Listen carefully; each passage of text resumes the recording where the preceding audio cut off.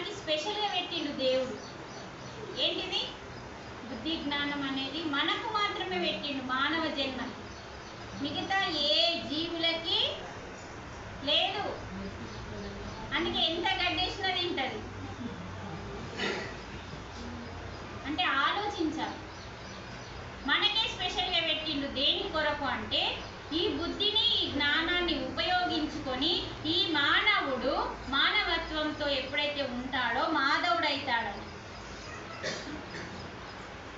ఈ మానవుడే ఇప్పుడు మనము కులాజీ బాబాని దేవుడు దేవుడు అని మొక్కుతున్నామా లేదు?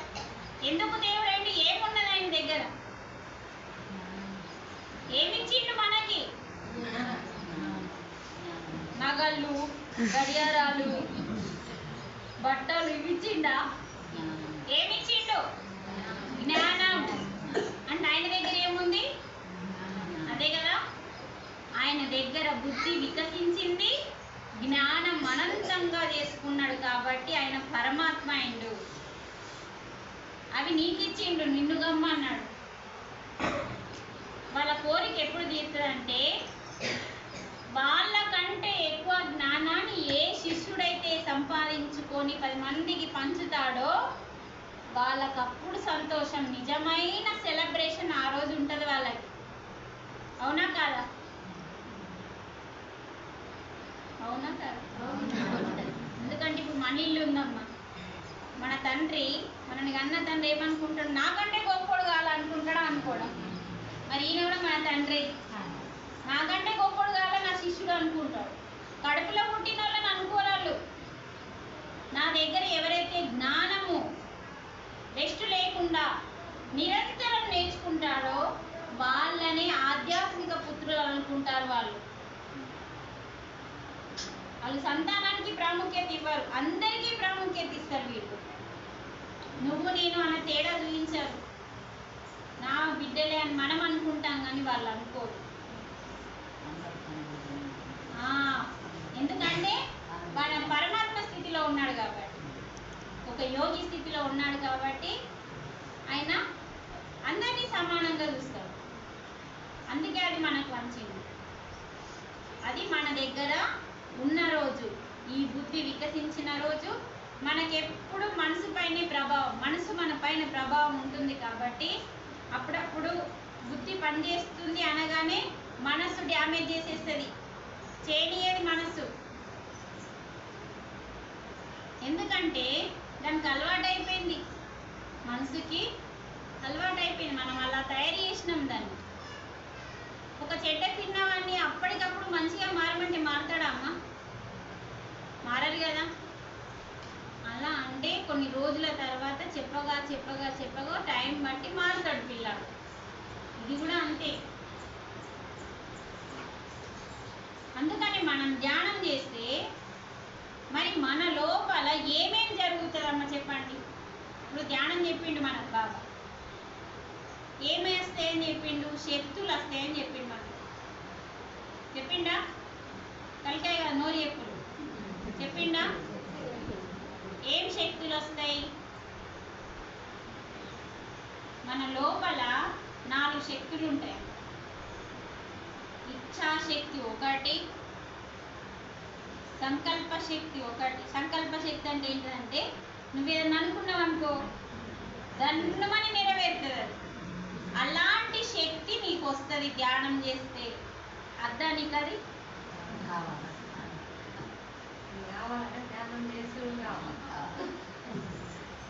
ఇచ్ఛాశక్తి అంటే నీ ఆత్మశక్తి. అంటే ఇచ్ఛ అంటే నీ సొంతం. నీ సొంతం అంటే నీ శరీరం కాదు, ఆత్మ. ఆత్మశక్తి పెరుగుతుంది.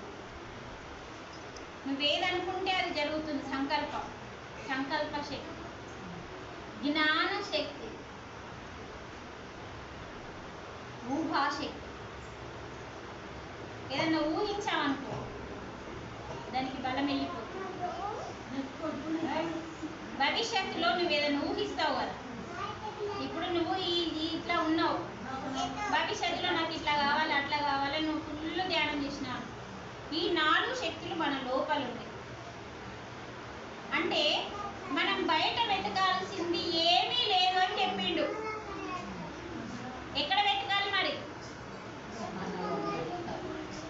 ఒక్క ముక్కన్న అర్థమైతే లేనట్టున్నది. నాకు మిమ్మల్ని చూస్తే క్లాస్ అయిపోతుంది. ఎందుకంటే ఉత్సాహం ఉండాలి.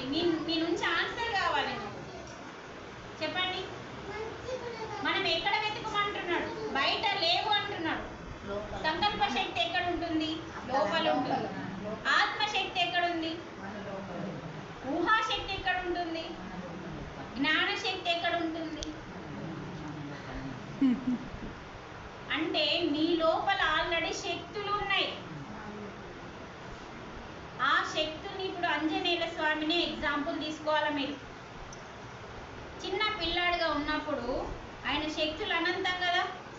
వాయుదేవుని శక్తులు, ఈశ్వరుని శక్తులు వచ్చినాయి.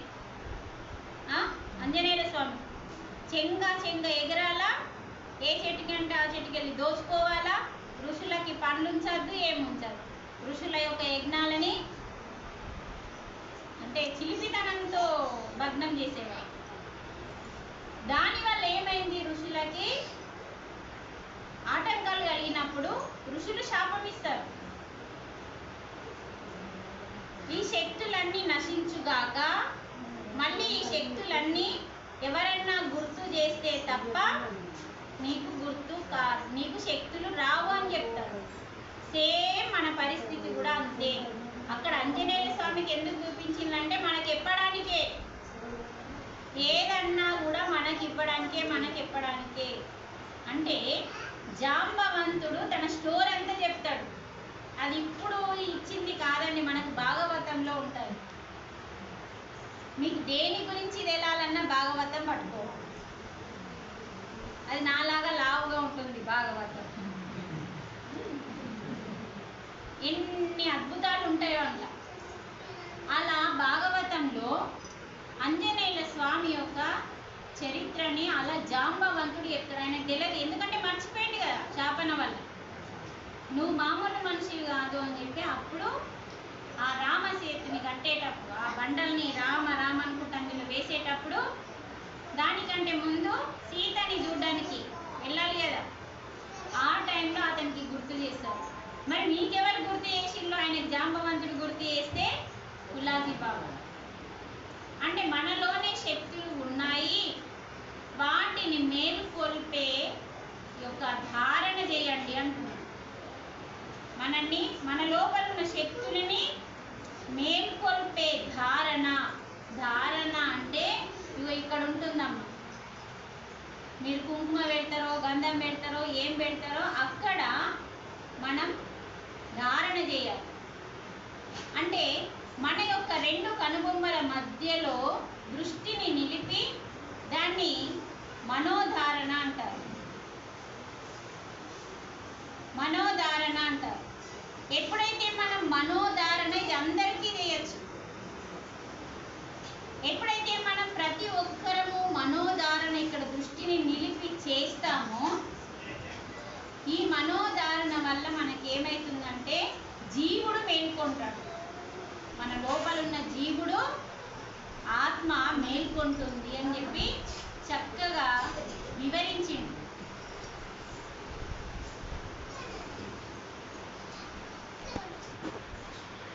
అందుకని మన ధ్యానము మనల్ని శుద్ధి చేస్తుంది, అంతర్శుద్ధి.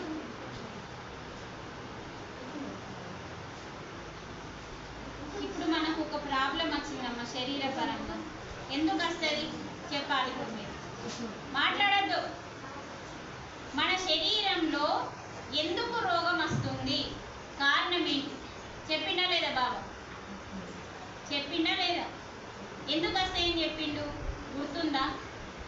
మనం చేసిన పాపం వల్ల.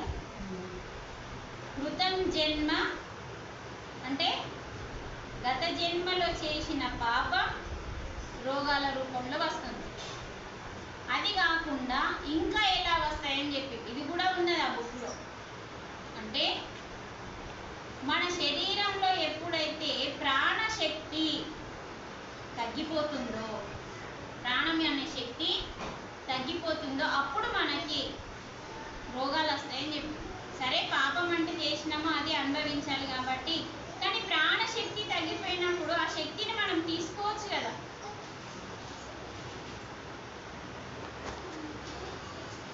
ఆ ప్రాణశక్తి ఎలా వస్తుందంటే అది శ్వాసలో ఉంది అమ్మా. ఎప్పుడైతే శ్వాస మీద మనం ధ్యాస పెడతామో, ఇక్కడ దృష్టిని నిలిపి శ్వాస మీద ధ్యాస పెడతామో, అప్పుడు మనకి ప్రాణశక్తి అనేది మనకి మెరుగుపడుతుంది. ప్రాణశక్తి ఎప్పుడైతే మెరుగుపడుతుందో మెల్లిమెల్లిగా ఆ శక్తి లేనప్పుడు వచ్చిన రోగాలన్నీ ఈ ధ్యానం ద్వారా పోతాయి.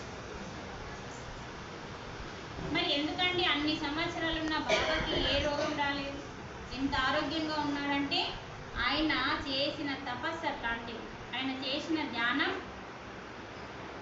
అలా, ఆయన చేసిన కర్మ కూడా, అంటే ఆయన చేసిన పని వ్యవసాయం కూడా అంత మోటుగా చేసింది. కారణం ఏంటంటే ఆయన శక్తితో ఉన్నాడు, మనం శక్తి డౌన్గా ఉన్నాం, అంతే తేడా. ఆయన శక్తిని సంపాదించుకున్నాడు, పోగొట్టుకోలేదు. ఎలా పోతుంది మరి? సంపాదించుకున్నాడు శక్తి. ఎలా పోతుందంటే మీ లోపల అసూయ పెరిగిందంటే పోతుంది, లోపల ద్వేషం పెరిగిందంటే పోతుంది. అవేవి ఆయన దగ్గర లేవు కాబట్టి సంపాదించుకున్న శక్తిని కాపాడుకున్నాడు. మనం ఏం చేస్తున్నాం? సంపాదించేది గింత, పోగొట్టేది ఇంత. మరి ఆయన లాగా మనం కావాలి అంటే సహనం కావాలి మన లోపల. కనీసం మనకు వినడానికి కూడా శ్రద్ధ లేదు. అప్పుడు మనకు ఎలా వస్తుంది? రాదు కదా. ఫస్ట్ వినడం వల్ల వస్తుంది. అందుకే 2 చెవులు ఇచ్చిండు దేవుడు, ఉత్తనియలే. నోరు ఒక్కటే ఇచ్చిండమ్మా, మాట్లాడ తక్కువ మాట్లాడని చెప్పి ఒక్కటే నోరిచ్చి దానికి 2 తలుపులు ఇచ్చిండు. ముయ్ నోరు ముయ్ అని 2 తలుపులు ఇచ్చిండు. మరి షోలకి ఏమని ఇచ్చిందా? మీరు గమనించండి, మన శరీరంలో ఒక ఆకృతి కూడా జ్ఞానం ఇస్తుంది. ఈరోజు మైక్ లేక నాకు ఎంత గొంతు వస్తున్నది, నేను గట్టిగా మాట్లాడాలంటే. మీరు పెట్టుకుంటే శ్రద్ధ ఉంటే ఇవన్నీ డిస్టర్బెన్స్ ఉంటాయా చెప్పండి? ఓళ్ళు పట్టించుకుంటే వాళ్ళే పట్టించుకోవాలి, నాకేం చేసేది అన్నట్టున్నది. ఈరోజు మైక్ లేదు, నన్ను ఇబ్బంది పెట్టలేరా మీరందరూ? పెట్టిల్లా పెట్టలేదా? అన్నీ చెక్ చేసుకోవాలి ఒక క్లాస్ ఉన్నదంటే. లేకపోతే ఇది ఇంత మంచి జ్ఞానం బయట ఎక్కడికో వినిపిస్తుండే. మళ్ళీ మధ్య మధ్యలో మాట్లాడుతున్నారు మీరు. పోనీ నేను గట్టి అన్న కొడదామంటే మధ్యలో మీరు లేచిపోడు, అచ్చుడు, ముచ్చట్లు పెట్టి. ఒక సత్సంగం జరుగుతుంది అంటే ఈగ సౌండ్ అయినా దోమ సౌండ్ అయినా మనకి వినబడాలి. అట్లా మనం ఏ సౌండ్ చేయకుండా కూర్చుండాలి, అయితే మన బుర్రకి ఎక్కుతుంది. ఇట్లాంటివి పెట్టుకోవడం దేనికోసం అంటే అమ్మ, మన జీవితం అనే పంటని పండించుకోవడానికి, ఎండబెట్టుకోవడానికి కాదు. చేన్లో వేసిన పంట కొంచెం డ్యామేజ్ అయితేనే బాధ కలుగుతుంది. మరి ఈ జీవితం అనే పంటని మరీ నాశనం చేసుకుంటున్నాం కదా. అందుకని ధ్యానం ద్వారా మనకి ఆయన యొక్క ప్రాణశక్తిని ఎలా పొందుతున్నాడో మనం కూడా అలాంటి ప్రాణశక్తులు పొంది ఫస్ట్ మనం ఆరోగ్యాన్ని పొందుతాం. ఈ ఆరోగ్యం పొందేటప్పుడు మనకి ₹1 ఖర్చు లేదు. ₹1 ఖర్చు లేదు, ఎక్కడికి వెళ్ళాల్సిన అవసరం లేదు. మీరు పెట్టాల్సిన ఖర్చు ఏంటంటే శ్రద్ధ. ఆ శ్రద్ధని మీరు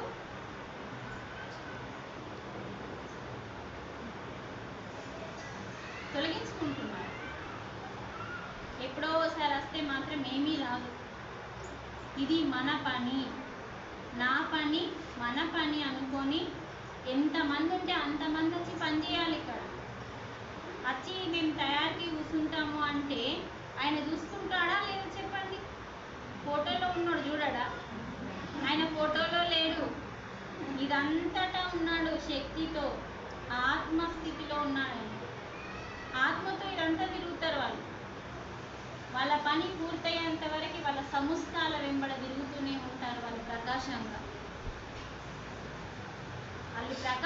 ఉన్నారు. ఈ ఫోటోలలో కాదు. కాకపోతే మనం ఇది ఎందుకు పెట్టుకుంటామంటే ఈ రూపంలో ఉన్నాడు, ఇలా ఉన్నప్పుడు జ్ఞానం ఇచ్చిండు అని చెప్పి ఇది మర్చిపోవద్దని మనం ఫోటో పెట్టుకుంటాం. అంటే వాళ్ళని ఈ ఫోటో చూస్తూ ఆదర్శంగా తీసుకోవడం కోసం.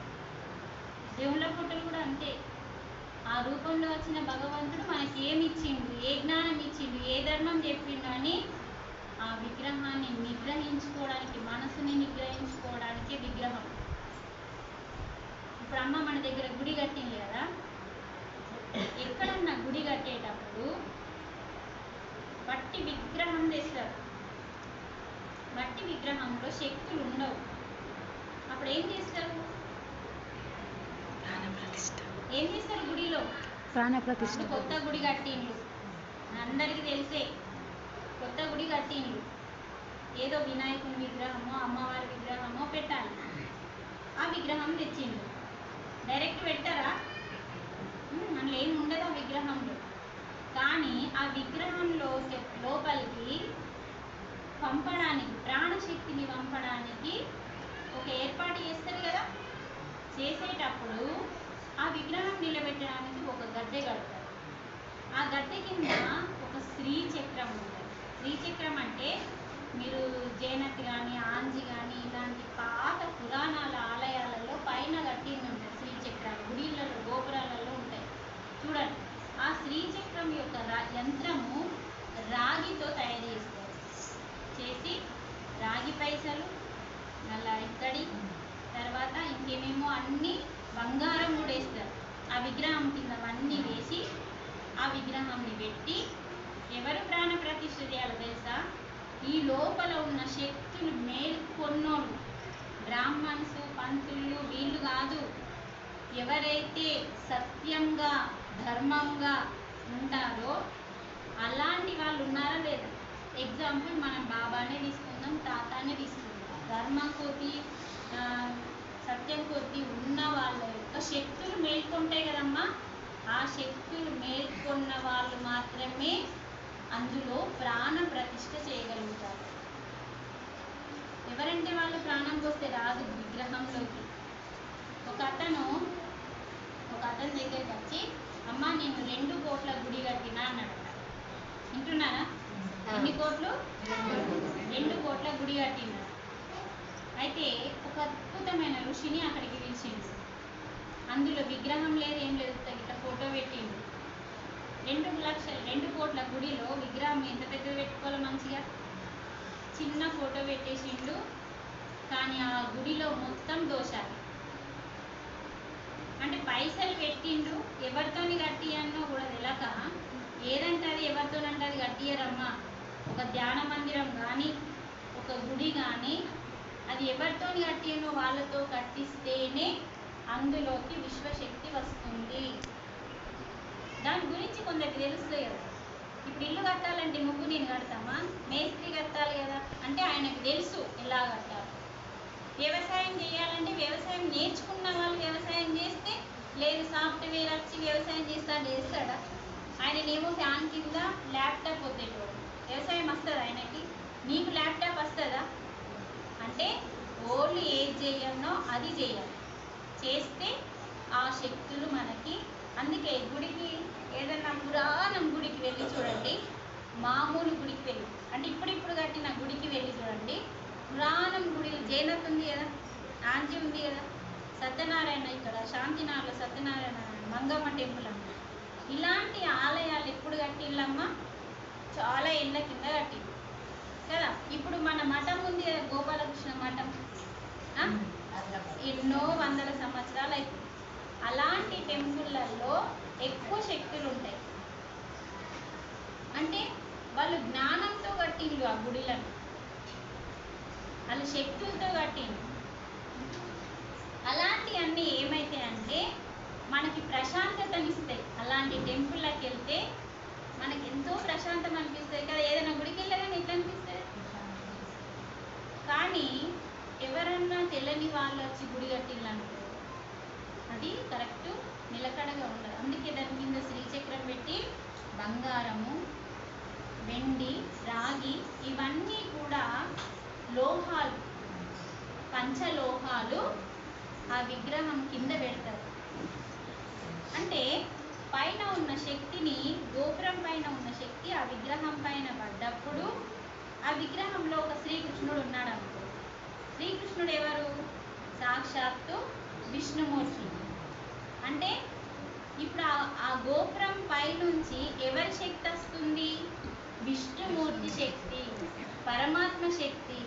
అంటే ఇక్కడ ఉన్న విగ్రహం కూడా శ్రీకృష్ణుడి, ఈ విగ్రహము ఆయననే, ఆ శక్తి ఆయననే. కానీ అదే శక్తి మనకి ధ్యానంలో వస్తుంది, నిద్రలో వస్తుంది. చూడండి, పరమాత్మ శక్తి అంతటా ఉన్నదమ్మా. అసలు లేని చోట అంటూ లేదు అని మీ అందరికీ తెలుసు. దేవుడు లేని చోట అంటూ ఏడా లేదు అంటే అంతటా ఆయన శక్తి నిండి ఉంది. అందుకే కదా ఈ స్తంభాన్ని వలగొట్టి ఇందులో నుంచి వచ్చింది కదా నరసింహస్వామి. అంతటా ఉన్నాడు. కానీ నీకు నమ్మకం ఉండాలి. కాకపోతే మనం కేవలం ఒక్క గుడిలోనే, విగ్రహంలోనే ఉన్నాడు అనుకుంటున్నాం.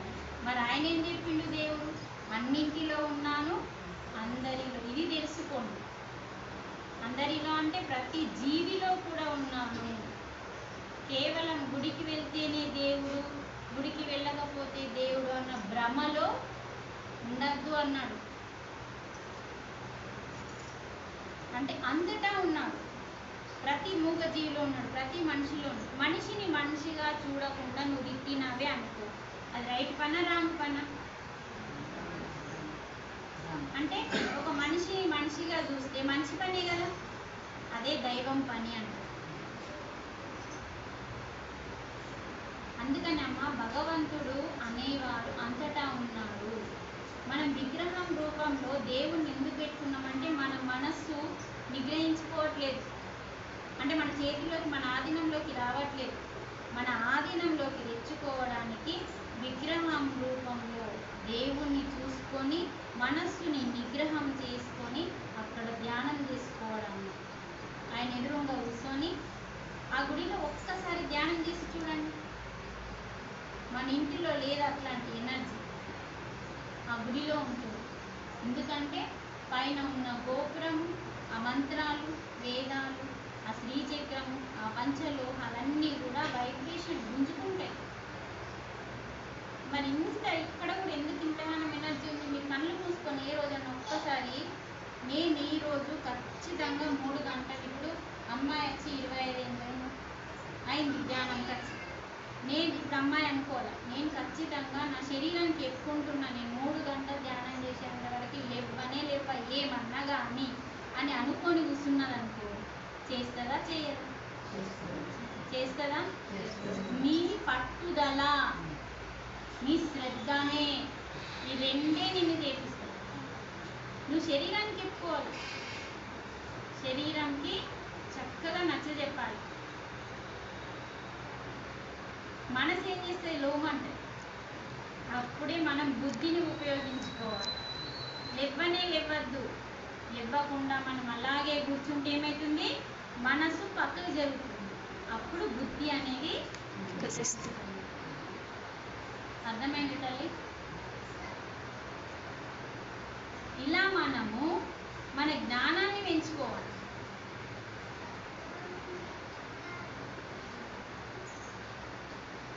మన జ్ఞానం పెంచుకుంటూ పక్కకు పెట్టేసి మనం మామూలు మార్గంలో ఉన్నా అంతే, ఆధ్యాత్మిక సద్గురు మార్గంలో ఉన్నా అంతే ఉన్నప్పుడు మనకి తేడా ఏమీ లేకపోతే ఎదగమండి. అంటే తెలిసి తప్పు చేసినట్టే కదా మనం. అందుకనే మనము ధ్యానం ఎప్పుడైతే చేస్తామో ఆ ధ్యానం ద్వారా మన శరీరంలో మార్పులు వస్తాయి. ధ్యానంలో శరీరంలో మార్పులు వస్తాయి. ఎందుకు మార్పులు వస్తాయి? ఆ పిల్లని చూసుకోండి కొంచెం. ధ్యానంలో మార్పులు ఎందుకు వస్తాయి శరీరంలో అంటే, నీ లోపలికి ప్రవాహం వెళ్తుంది, శక్తి ప్రవాహం. ఆ శక్తి ప్రవాహం లోపలికి వెళ్ళినప్పుడు నీ లోపల అంటే నీ మనస్సులో, నీ బుద్ధిలో, నీ ఆత్మలో, నీ శరీరంలో నాలుగింటిలో మార్పులు వస్తాయి. శరీరం ఏమవుతుంది? యాక్టివ్గా తయారవుతుంది. ఎంత పని చేసినా అలసిపోమమ్మ. అంటే ధ్యానము చేస్తే ఫస్ట్ శరీరానికి గిఫ్ట్ వస్తుంది. ఇప్పుడు చూడండి, అందరికీ మోకాళ్ళ నొప్పులు, నడుము నొప్పులు, కాళ్ళ నొప్పులు ఉన్నాయి. అదే మనం ఎక్కువ ధ్యానం చేసినామనుకోండి, ఫస్ట్ శరీరం స్ట్రాంగ్ అవుతుంది. ఎక్కువ ధ్యానం మేడం చేయమన్నాను, ఒక 5 రోజులే చేసిండు. నాకేం తెలుస్తలేదన్నా, 5 రోజులలో రిజల్ట్ వస్తుందా? మీరు రోజు చేస్తే కదా, తప్పకుండా రోజు చేస్తేనే. నువ్వు వచ్చేదాకా చూడాలి కానీ అది రాలేదని మనం మానేస్తే, ఇప్పుడు పంట వచ్చేదాకా నువ్వు ఆగుతున్నావా? పంట వస్తలేదని పీక్ పడేస్తావా? అదే నువ్వు ఎర్రి బాగులతనం అంటావు. ఇప్పుడు నీకు కావాలి, అప్పుడు రాలేదు పంట, పీకేస్తావా? పంట వచ్చేదాకా, ఎండేదాకా ఎలా చూస్తున్నాం? అన్నం ఉడికేదాకా ఎలా చూస్తున్నాం? అలాగే నీ సాధనాన్ని బట్టి నీకు రిజల్ట్ వస్తుంది. రిజల్ట్ రాలేదు అంటే నీదా తప్పు, ప్రకృతిదా? ఈ సాధనలో ప్రావీణ్యం లేదు అంటే శరీరము ఆరోగ్యంగా దృఢంగా తయారవుతుంది. First gift. మనస్సు ప్రశాంతంగా వస్తుంది. నీకెవరికి అందరి ఇళ్ళలో ప్రశాంతత లేదమ్మా. చాలా మంది ఇళ్ళల్లో అయితే అత్తలు ఉంటారు, లేకపోతే కోడళ్ళు ఉంటారు, లేకపోతే మన్మరాళ్ళు, ఎవరితో ఒక్కోలేదు ఖచ్చితంగా మనం తెచ్చుకున్నాం. ఎప్పుడైతే మనం ఇవన్నీ లొల్లులు పోవాలంటే ఎందుకు తెచ్చుకున్నామో, అసలు ఎందుకు ఉంది ఇదంతా ఫస్ట్ మనం తెలుసుకుంటే మనస్సుకి ప్రశాంతత కలుగుతుంది. అంటే జ్ఞానం ఉంటేనే మనసుకి ప్రశాంతత వస్తుంది. తర్వాత ఏమవుతుంది? ఆ జ్ఞానం పెరుగుతున్న కొద్దీ మనసు లేనప్పుడు బుద్ధి వికసిస్తుంది. తర్వాత ఆత్మ జ్ఞానం వస్తుంది. అంటే ఇవన్నీ 1 by 1 కావాలి అంటే నువ్వేదో ఒక రోజు చేస్తే సరిపోదు. రోజుల తరబడి చేస్తూనే ఉండాలి. చేస్తున్న దాన్ని బాబా లాగా కాపాడుకోవాలి. బాబాని నోరు మీద ఉంచినా కూడా పట్టించుకోలేదు. చెప్పు పట్టి తంతే కూడా పట్టించుకోరు. జైలు వేస్తే కూడా కేర్ వేయలేదు. వాళ్ళకి ఎంత సహనం ఉందో చెప్పండి. అదే మనకి జరిగిందనుకో, ఫైటింగ్. అప్పుడు ఏమవుతుంది? మన లోపల ఉన్న మొత్తం ప్రశాంతత నాశనం చేసుకుంటున్నాం. మొత్తం అజ్ఞానంగా. ఎవడైతే ఏ కర్మ చేసుకుంటాడో అది అనుభవిస్తాడని వాళ్ళకి తెలుసు. బాబా మీద ఉమిస్తే అది పక్కకు పోయి పడ్డది తెలుసా? బాబా ముఖం మీద వల్లే. ఆయన ఏమీ నిమిత్త మాత్రుడిగా కూర్చున్నాడు. మీరు గమనించండి ఆయన గురించి. మస్తు ఆకు తిని కస్సా బిస్సా నమిలి నీ కొడుకుని నువ్వు చంపుతావా అని చెప్పి ఉంచితే, నోరు మీద మన నోట్లోకి వెళ్ళి నీ మీద ఇమ్ముస్తే నీ మీద పడుతుంది కదా పల్లె మరి బాబా మీద. అంటే ఆయన ఎట్లాంటోడో చెప్పండి. చెప్పు బట్టి కాలుతో తన్నపోతే ఆ కాలుకు డ్యామేజ్ అయింది. అంటే ఆయన అంతా పరమాత్మనే అనుకుంటున్నాడు. అంటే అలాంటి సహనం ఎలా వస్తుంది అంటే బుద్ధి జ్ఞానం ద్వారా వస్తుంది. అంటే మన లోపల వికసించాలి. అది పెద్ద తిట్టు కాదండి. అవి మనకు రాలేవు అంతే, ఆయనకు వచ్చినాయి. తేడా అంతే, సింపుల్. అంటే మనం ఇంకా మనసుతోనే ఉన్నామా లేదా చెప్పండి ఒకసారి. మనసుతోనే ఉన్నామమ్మా. మనసు ఏం చెప్తే ఒకసారి నీ మనసు ఏం చెప్తుంది? మంచిది ఏమంటుంది, మళ్ళొకసారి చెడు ఏమంటుంది. ఇక్కడనే నీ బుద్ధి వికసిస్తే నువ్వు మంచి వైపు వస్తావు. చెడు వైపు పొమ్మన్నా పోవు. ఇక్కడ తెలుసుకోవాలి మన బుద్ధి వికసించిందా లేదా అన్నది తెలుస్తుంది. ఇప్పుడు చూడండి, ఈరోజు బాబాది పుట్టినరోజు అని చెప్పి మనం ఏం చేసినాం? అందరం కలవడానికి ఒక మంచి ఆలోచన చేసినాం. అంటే మంచి ఆలోచన చేయగానే ఇక్కడికి వచ్చినామంటే బుద్ధి ఉపయోగించుకుంటాం. ఏం పోతావు అని అనుకున్న వాళ్ళు అక్కడ బుద్ధిని ఉపయోగించుకోరు. మరి జ్ఞానం నేర్పిన బాబా పుట్టినరోజు నాడు కూడా మనం కలవకపోతే ఎట్లా అని ఒకసారి మనం అనుకుంటే వచ్చేస్తాం కదా. అట్లా అంటే మనకి ధ్యానం ద్వారా మన లోపల ఉన్న శక్తులు మేల్కొంటాయి. అందుకే బయట ఏమీ లేదు అని చెప్పి కదా పైన కొటేషన్ చూడండి ఎంత పెద్ద ఉందో. ఆ కొటేషన్ చదవండి. ఇంత పెద్ద విశ్వంలో నువ్వు ఉన్నట్టు ఆ పెద్ద విశ్వం కూడా నీ లోపల ఉంది అంటున్నావు. అంటే మనం బయట వెతుకుతున్నాం. మీరు ఒక్కటే నేర్చుకోండి, మీరు వెతికేదంతా బయట, కానీ ఉన్నది ఎక్కడ? లోపల ఉంది. అందుకే వీళ్ళు ఏం చెప్తున్నారంటే లోపలికి వెళ్ళమంటుండ్రు, నీ ధ్యాసని లోపలికి తీసుకెళ్ళాలి.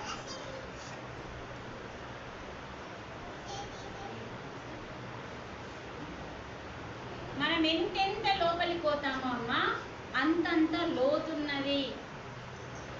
గిడికే కాదు మన లోతు, ఇది ఉత్త శరీరం, కానీ మన అంతరంగం లోతు అంతు పట్టది మనకి, అంతుంది మన లోపల లోతు.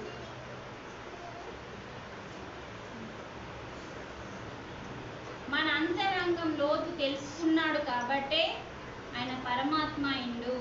ఆయన బయట తిరగలే, బయట దేనికి ప్రాముఖ్యత ఇవ్వలే. ఎన్నిసార్లు ఎంతమంది అడ్డొచ్చినా ఆయన అంత పెద్ద పంచాగ్ని చేసిండు. చెప్పుకుంటాను కాదు, ఓ మా బాబా పంచాగ్ని చేసిండని చెప్పి ఆ ప్లేస్ దగ్గరికి వెళ్ళి మొక్కితే ఏమొస్తుంది? అక్కడ ధ్యానం చేస్తే వస్తుంది. ఆ పంచాగ్ని ఎక్కడైతే వెలిగిందో మొక్కితే ఏం రాదు, ధ్యానం చేస్తే కనీసం ఘోరంత శక్తి అన్న మనం ఆ రోజు పొందగలుగుతాం. అందుకని ఈరోజు బాబా పుట్టినరోజు మనం ఎంత జ్ఞానం తీసుకున్నా తక్కువే. ఆయన ఆత్మకు సంబంధించిన జ్ఞానం ఇచ్చింది. జ్ఞానమే చేయమన్నా, ధ్యానమే చేయాలి. చక్కగా జ్యోతిని వెలిగించుకొని మన యొక్క జ్ఞానాన్ని, మన లోపలనే ఉన్నది జ్ఞానం, అది తీసుకోవాలి. మీరందరూ అట్టే చూస్తారా? కాసేపు టైం అన్నా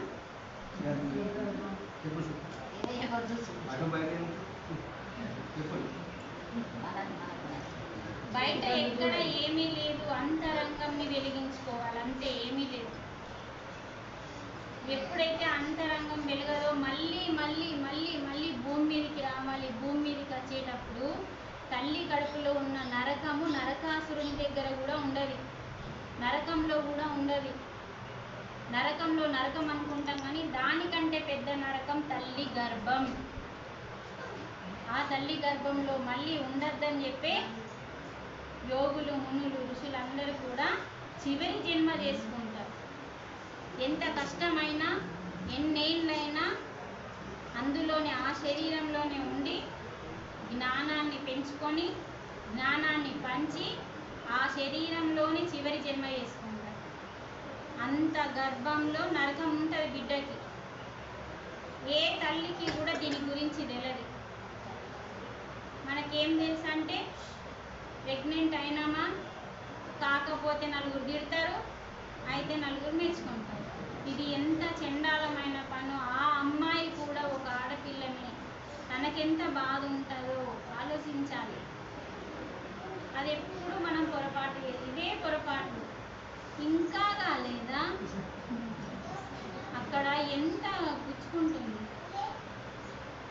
ఏమైతేమ్మా, కాకపోతే ఓదార్చాలి.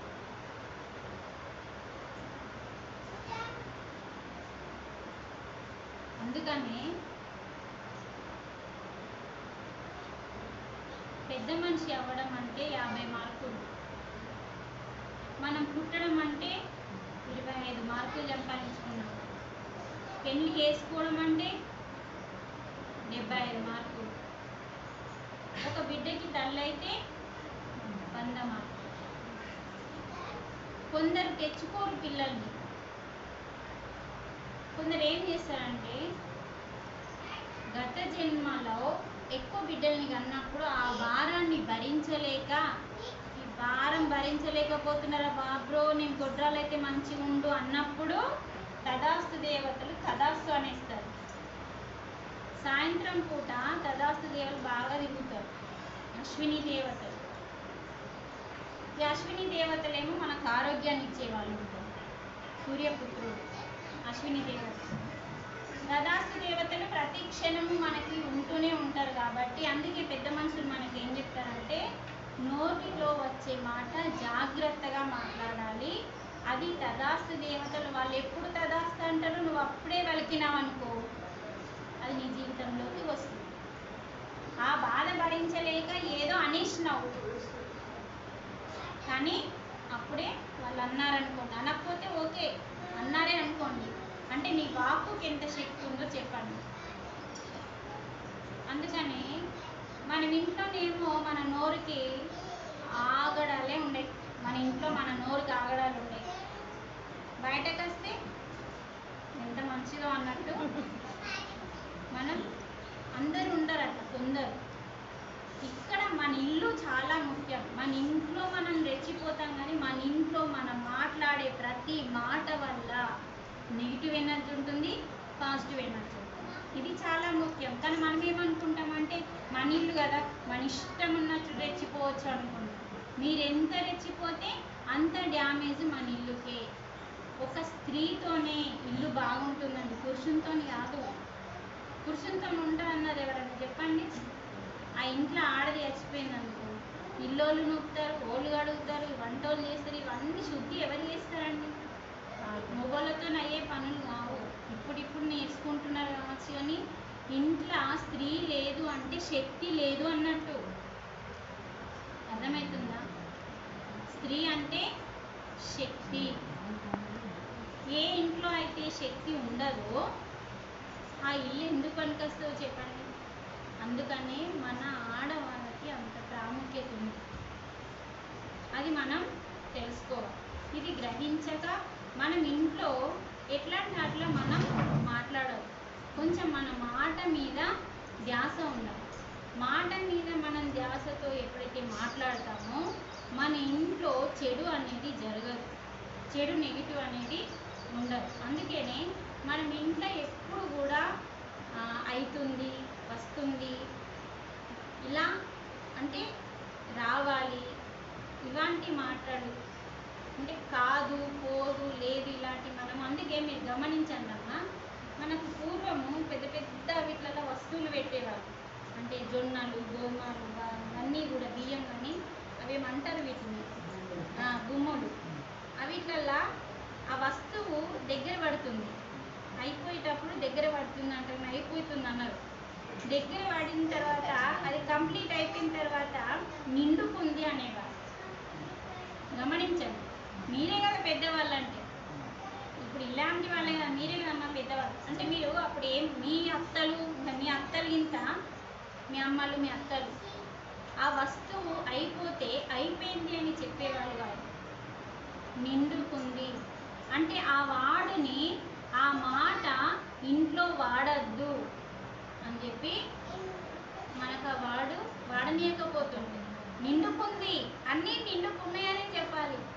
ఇప్పుడు మన ఇంటికి వెళ్ళి షాప్కి వెళ్ళి మనం కిరాణం సామాన్ తేవాలి, ఏమని చెప్తాం మన సార్కి? పెద్ద నోరు చేసి, ఎంత పెద్ద నోరు చేస్తాం? చాలా పెద్ద నోరు చేసి దెమ్మనారా ఇంకా లేవా, ఎన్ని రోజులు అయిపోయి ఇలా అనేస్తారు. అయిపోయి ఎన్ని రోజులు ఇలాంటి వర్డ్స్ వాళ్ళు ఏమైందంటే మన మాటకు అంత శక్తి ఉంటుంది కాబట్టి మనం కొంచెం జాగ్రత్తగా మాట్లాడినాం అనుకో అమ్మ, మన ఇంట్లో ఏ దోషాలు జరగవు. ఇలాంటి వాళ్ళు ఏమవుతుందంటే మన ఇంట్లో శక్తి తగ్గిపోతుంది.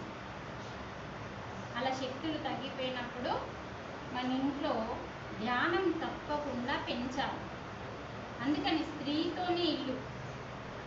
మన కాలుకి అంత శక్తి ఉంటుంది, మన అరచేతికి మన అరికాలికి అంత శక్తి ఉంటుంది. అందుకే మనము అత్తవారింట్లో కాళ్ళు పెట్టినప్పుడు కుడి కాలు పెట్టి రావాలి.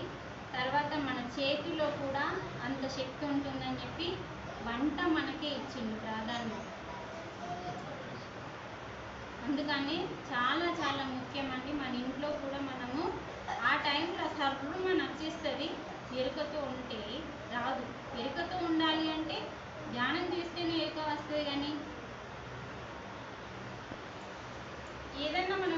చేస్తున్నామంటే ధ్యానంతోనే మొదలు పెట్టాలి, ధ్యానంతోనే ముగించాలి. అప్పటి వరకు మనం అది కొంచెం సంపూర్ణం కాదు. అందుకని ఆయన దగ్గర అనంతమైన జ్ఞానం ఉంది కాబట్టి ఆయనని పరమాత్మ అని పిలుస్తుంది, సద్గురు అని పిలుస్తుంది. అదే జ్ఞానం మనకు వంచిండు, మనం పెంచుకుంటే మనం అవుతాం. అందుకని మనం ఎంతమందికి చెప్పినాం, బాబా ఇచ్చిన మనకి జ్ఞానాన్ని ఎంతమందికి చెప్పినాం, ఎన్నూర్లు తిరిగినాం, మీ వల్ల ఎంతమంది బాగుపడ్డారు అని ప్రశ్నించుకోవాలి. ఇప్పుడు నేను చెప్తాను, నేను వచ్చి 13 సంవత్సరాలు అయింది ధ్యానంలో, మీకంటే తక్కువ. నేను 1-2 సంవత్సరాలు 3 సంవత్సరాలు నా రోగాలన్నీ తగ్గించుకోవడానికి కఠినమైన తపస్సులు చేసినాను. ఒక్క గదిలోనే 21 రోజు ఉన్నాను నేను తపస్సు చేయడానికి, ధ్యానం చేయడానికి. ఒక గదిలోకి వెళ్ళి బయటకు రాకపోయేదాన్ని. అలా నేను నిరంతరం ధ్యానం చేసి సంపూర్ణ ఆరోగ్యాన్ని పొంది ఈ క్లాసులన్నీ పెట్టేతోడు చాలామందిని శాకాహారులుగా మార్చి ధ్యానంలోకి ఎంతమందిని తీసుకొచ్చినామో అన్ని జన్మల కర్మలు, అన్ని జన్మల పాపాలు నై తొలగిపోతున్నాయి. అంటే మనకి ఎంత లాభం ఉందండి, ఒకరికి ఎత్తే, ఒకరిని ద్వారా వస్తే తెలుసుకోలేకపోతున్నాం. మన వల్ల మన కనీసం ఈ జన్మ ఎత్తినందుకు ఒక్క మనిషి బాగుపడ్డా